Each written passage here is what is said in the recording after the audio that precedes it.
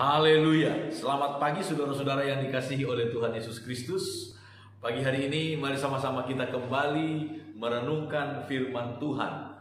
Masih di dalam kitab Injil Matius pasal yang kelima, saudara-saudara. Hari ini kita akan melihat ayat yang ke-8 yang berkata demikian. Berbahagialah orang yang suci hatinya, karena mereka akan melihat Allah.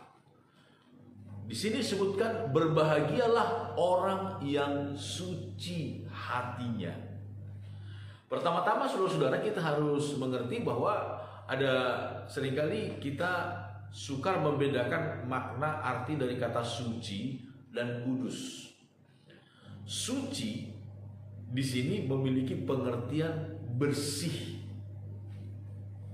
murni, atau tidak bercabang, saudara. Sedangkan kudus itu artinya sesuatu yang dipisahkan, diistimewakan, saudara-saudara.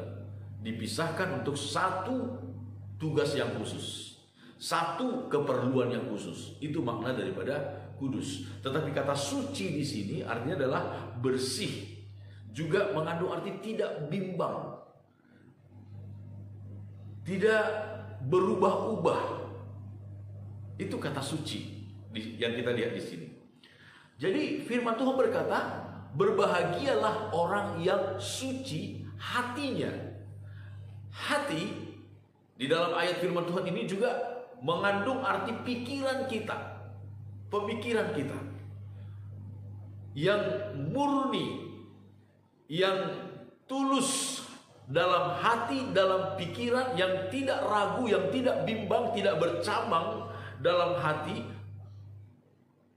yang betul-betul jelas pikirannya, tidak tersamar-samar. Berbahagia orang yang demikian, karena mereka akan melihat Allah. Saudara, firman Tuhan berkata, di manakah tempat kediaman Allah itu? Di dalam kitab Timotius, 1 Timotius pasal 6, firman Tuhan berkata demikian. 1 Timotius pasal yang ke-6 ayat 16. Dialah satu-satunya yang tidak takluk kepada maut, bersemayam dalam terang yang tak terhampiri. Seorang pun tak pernah melihat dia, dan memang manusia tidak dapat melihat dia.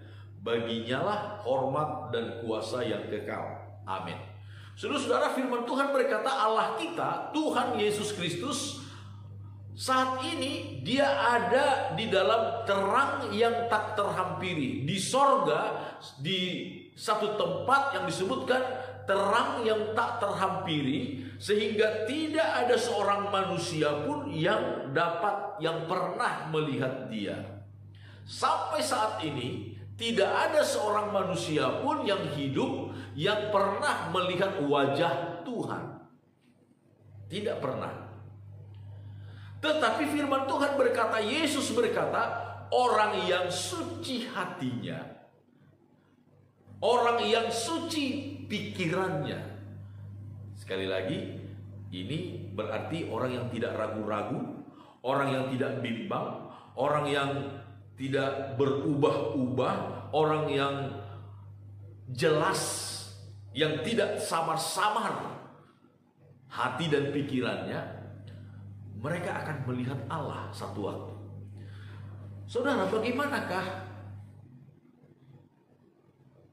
dalam tindakan kita menunjukkan kita sebagai orang yang suci hatinya? Kita lihat di dalam kitab Mazmur, saudara-saudara, pasal 24 dikatakan demikian. Siapakah yang boleh naik ke atas gunung Tuhan? Siapakah yang boleh berdiri di tempatnya yang kudus? Orang yang bersih tangannya dan murni hatinya, yang tidak menyerahkan dirinya kepada penipuan, dan yang tidak bersumpah palsu. Dialah yang akan menerima berkat dari Tuhan dan keadilan dari Allah yang menyelamatkan dia. Satu ayat lagi dalam pasal 15 kitab Mazmur dikatakan demikian, saudara-saudara. Kitab Mazmur pasal yang ke-15 ayat 1. Tuhan, siapa yang boleh menumpang dalam kemahmu? Siapa yang boleh diam di gunungmu yang kudus? Yaitu dia yang berlaku tidak bercela, yang melakukan apa yang adil dan mengatakan kebenaran dengan segenap hatinya, yang tidak menyebarkan fitnah dengan lidahnya, yang tidak berbuat jahat terhadap temannya, dan yang tidak menimpakan cela kepada tetangganya, yang memandang hina orang yang tersingkir, tetapi memuliakan yang takut akan Tuhan, yang berpegang pada sumpah walaupun rugi, yang tidak meminjamkan uangnya dengan makan riba, dan tidak menerima suap melawan orang yang tak bersalah. Siapa yang berlaku demikian tidak akan goyah selama-lamanya. Saudara-saudara, aplikasinya seperti itu. Orang yang suci hati, orang yang murni hati, murni dalam pikiran. Saudara, biarlah kita memiliki sikap yang demikian, perilaku yang demikian, sehingga sekali kelak kita pun akan melihat Allah. Amin. Tuhan memberkati kita.